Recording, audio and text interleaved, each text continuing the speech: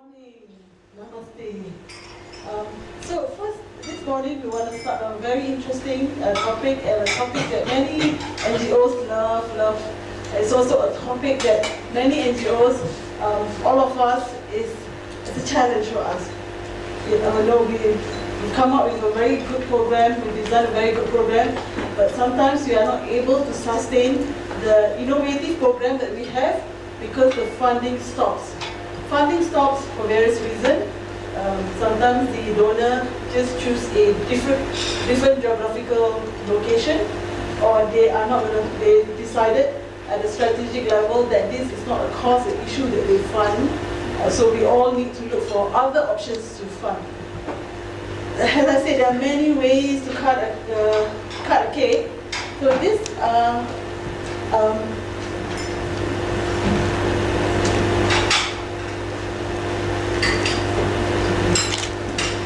well, there are many ways to cut a cake. So today we will have Dr. Laxman to tell us one of the various funding options available that you can think about in your own organization. So let me just invite Dr. Laxman to share his presentation. Thank you. Good morning and namaste everybody. As Alan and me were known each other for the last 8-9 years. The last 9 years, of course, he is from IT specialized person, but we work on development. And his idea is always to bring innovation for change or innovation for development, but without using IT tools, that becomes incomplete. That was also my understanding when I started my career. At that time, computers were very old, just newly introduced, and it was difficult, but IT has gone so fast that everybody has to catch up with this, but use IT as a tool for development. That was my understanding also.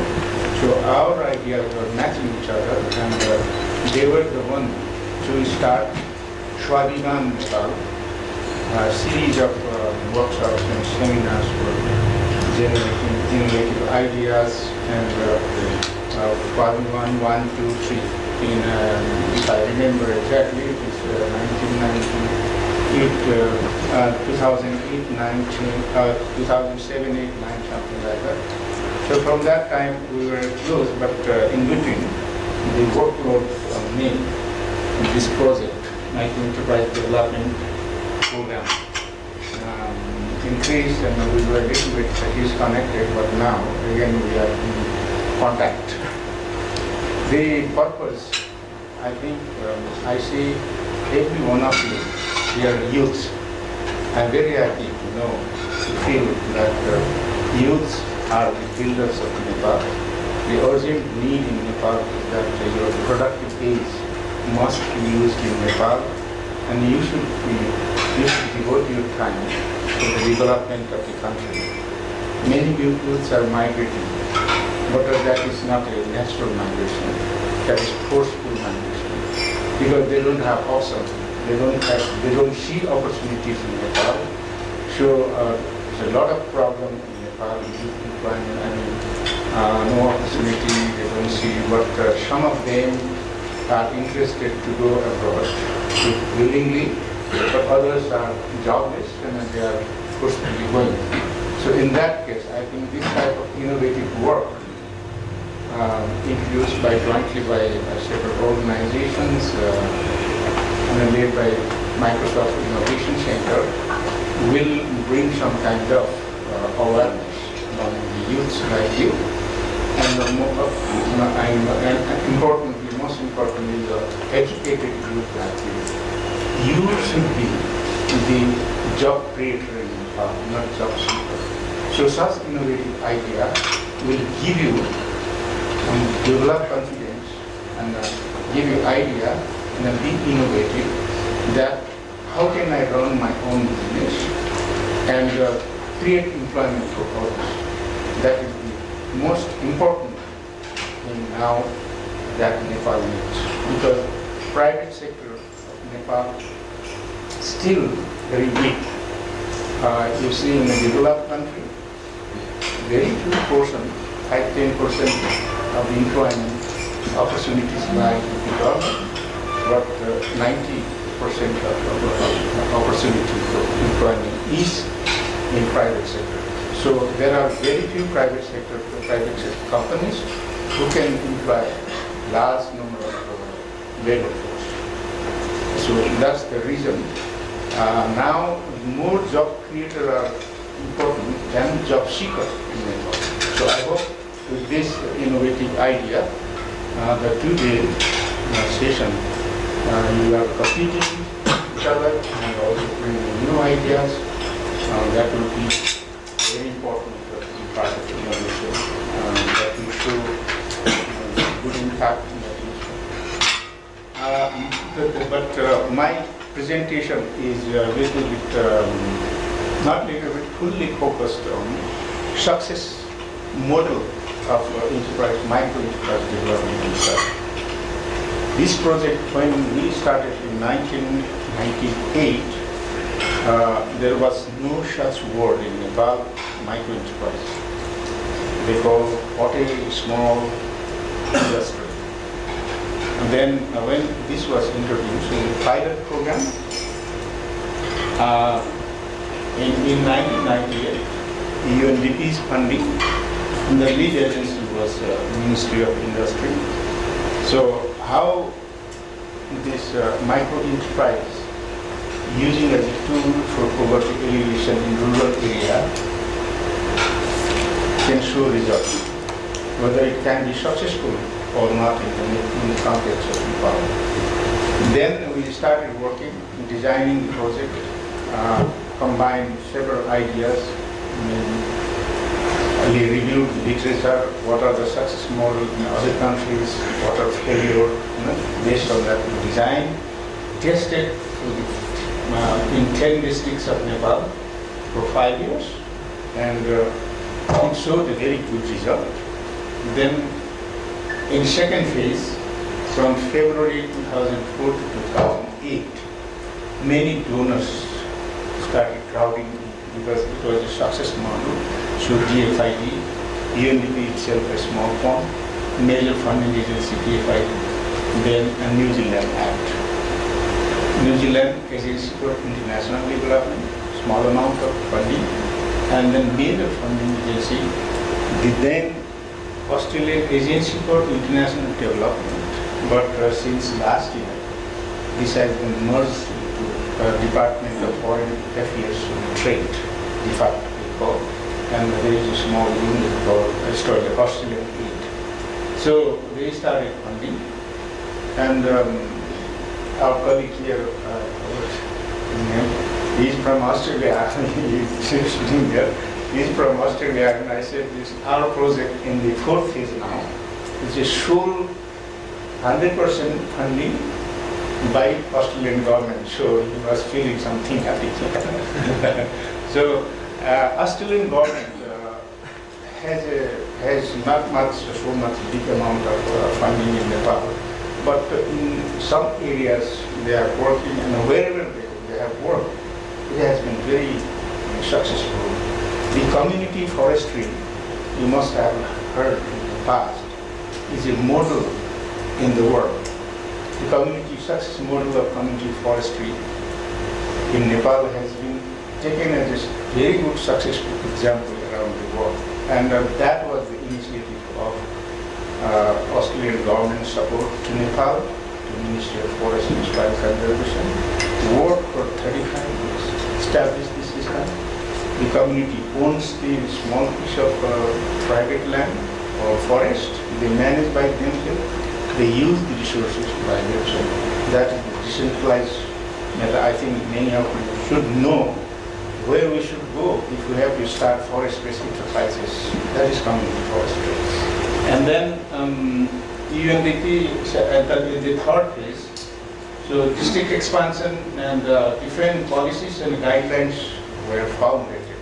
Micro enterprise policy 2007 2005-6, and then Industrial Policy 2010. And these were the results of this project impact the government system.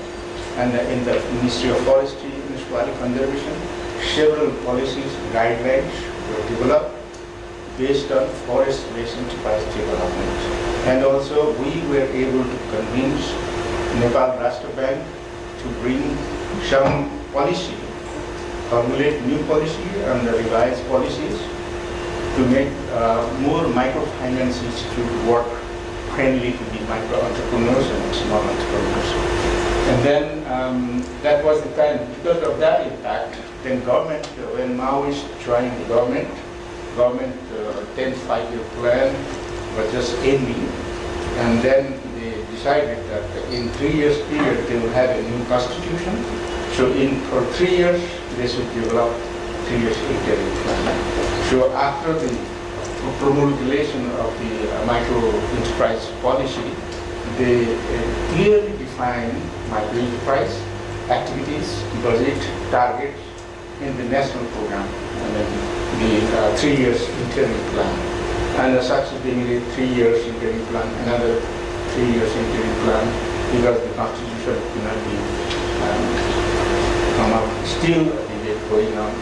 Now it is running 3 years interim plan, and then from last year, the government has already developed their own strategic, 5-year strategic plan and budget to expand this program throughout the country, 75 districts, because of this success model. And then in third phase, it was the UNDP and Australian aid. That was the internalization to government program, district expansion also.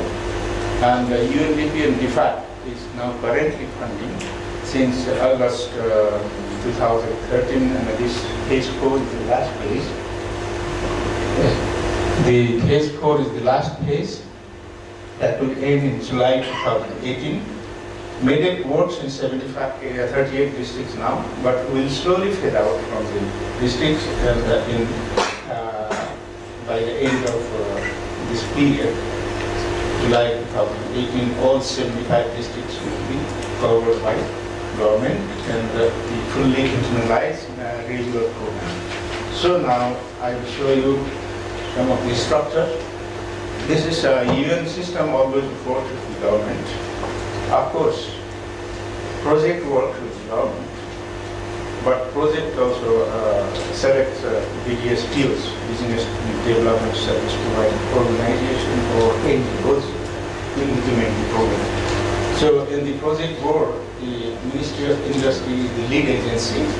Ministry of Industry chairs, and Ministry of Forestry and Conservation, Ministry of Cattle Affairs and Local Development, Ministry of Agriculture Development, Association of Youth Organizations of Nepal, also member of the project board, and the Nepal Rashtra Bank, NRB, member Federation of Chamber of Commerce and Industries, which is a private sector, DMO, business member organization, again Federation of Nepal Cottage and Small Industries, Department of Foreign Affairs and Trade, Department of Australian Government, United Nations Development Program also member, and then finally Nepal Development Program member secretary. This is the policy making body of the apex body of the project. And in the district, we have a district enterprise development committee, the DDC. DDC chairperson, who is absent now, and the local development officer acts as the chairperson and leads the program committee, and then there are several government and private sector. There are 18 different organizations member of the DDC. What we do when we basically this is a poverty relation focused program, but using microenterprise as a tool actually. So what we do is we introduce to the district, then we do a rough reconnaissance survey of enterprise development potential within the district, mostly focusing the rural area. What are the resources there? Forest-based resources, going waste, agriculture, tourism, and service type, artisan. Okay. So then, enterprise development potential we see, and we see the market, nearby market, distant market, and national, international market, and then we select a target. And then we, based on the target group selection and poverty line definition of National Planning Commission, Nepal Living Standard Survey 2010-11 has identified, defined as 19,261 rupees per capita income as the national poverty line definition. We adjusted it to inflation, and then we have defined hardcore poor. We have a target group based on age, unemployed youth, as per the government's youth policy. It's 16 to 35.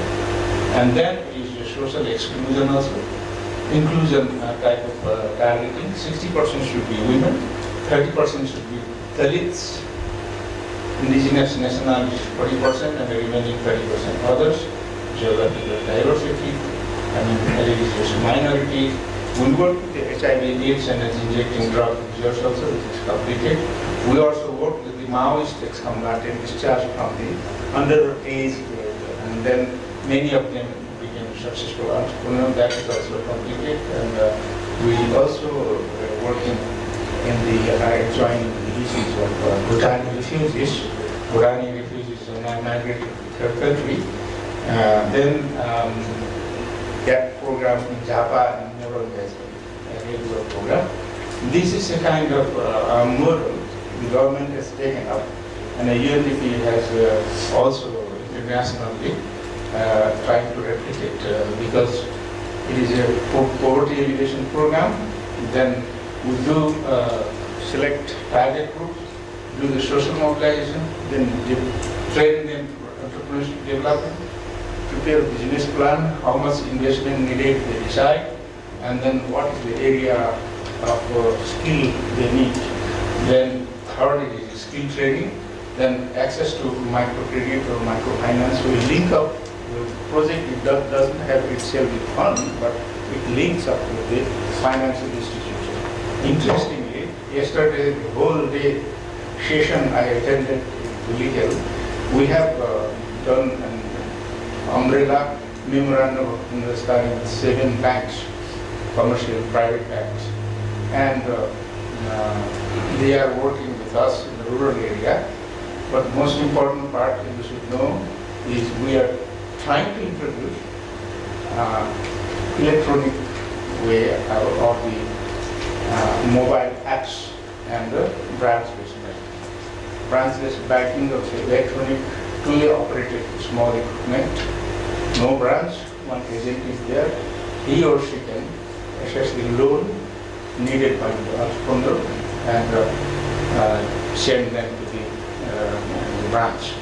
And then mobile apps, savings, deposit, transfer, everything is done. So this is the age now, even in the rural area, wherever internet services are there, or for mobile apps, for branchless banking, there is no need of even internet service. So these are the two high-tech things we are introducing in the rural area. Even the poor people, every entrepreneur has mobile in their hand. So the fifth one is technology. What kind of technology they need to run a small or micro tiny business. That is also done. And finally, when we establish the enterprise, our field level worker, enterprise development facilitator will follow up and successful self-employment for scale up and employment to others and graduate to small enterprise. And then policy environment is there.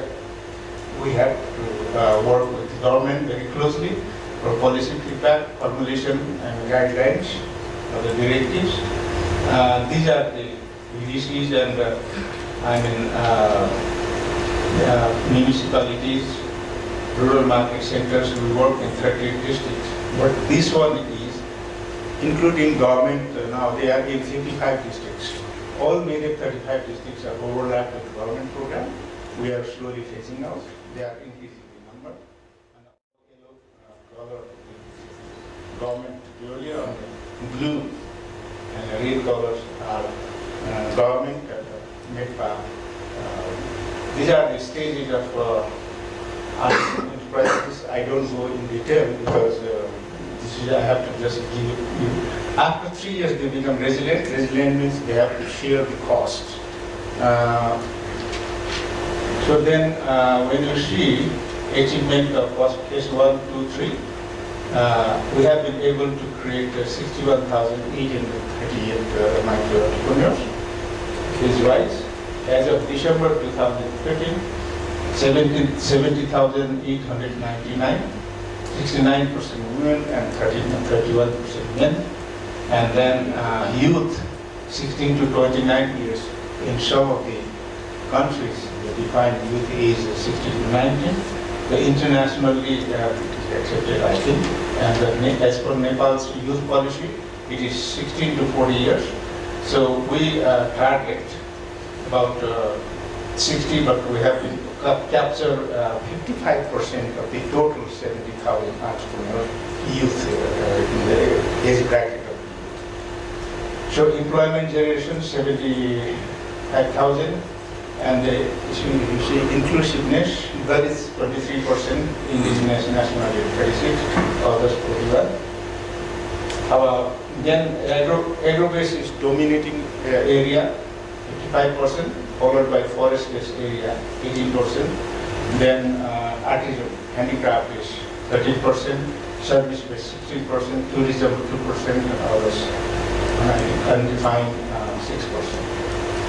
So if you look at the cumulative production, sales, and profit, and the project, during the project, almost 7 billion rupees has been already generated by net profit generated by the entrepreneur.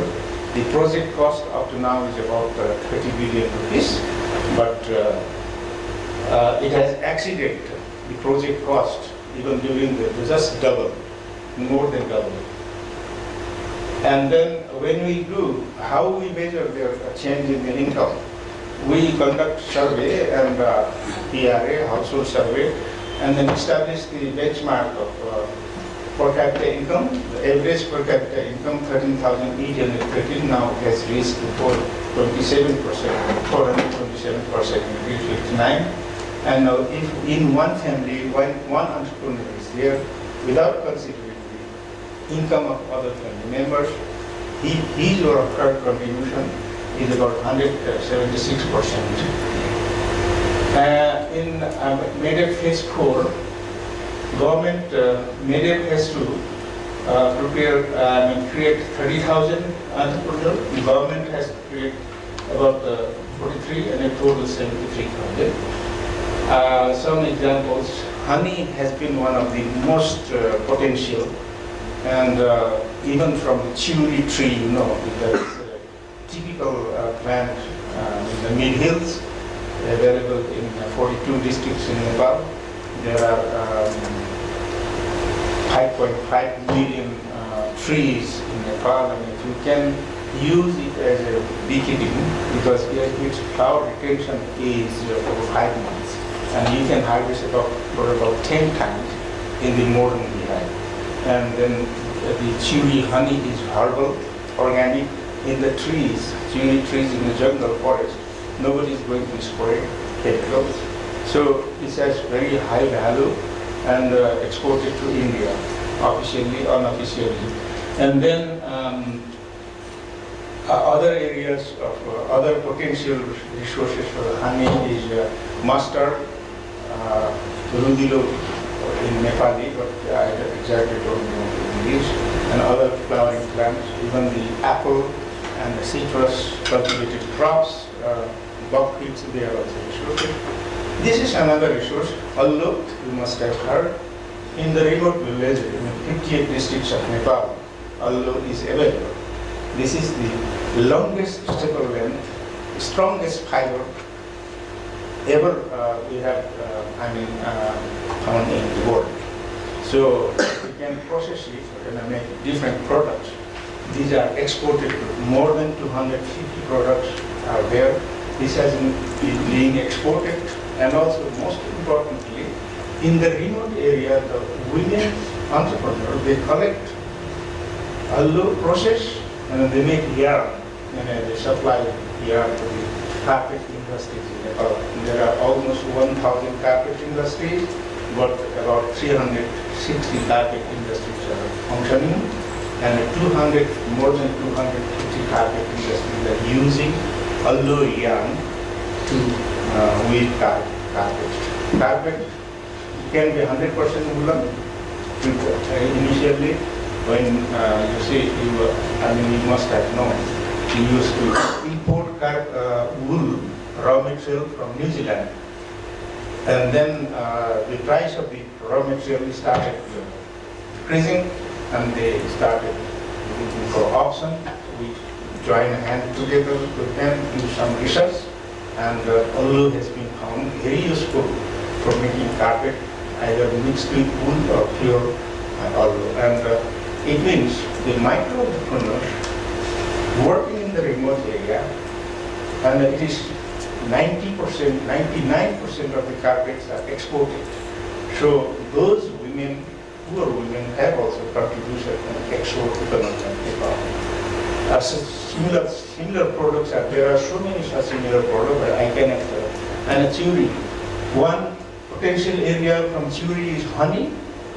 Second is if you extract the oil and prepare the herbal soap, it can be exported. And in a little quantity, it has been exported to Japan, USA, and Australia. This is incense stick. We used to import from India, but now we are almost self-sufficient. This old guy, they have a group of about 13, 14 years before. They started this.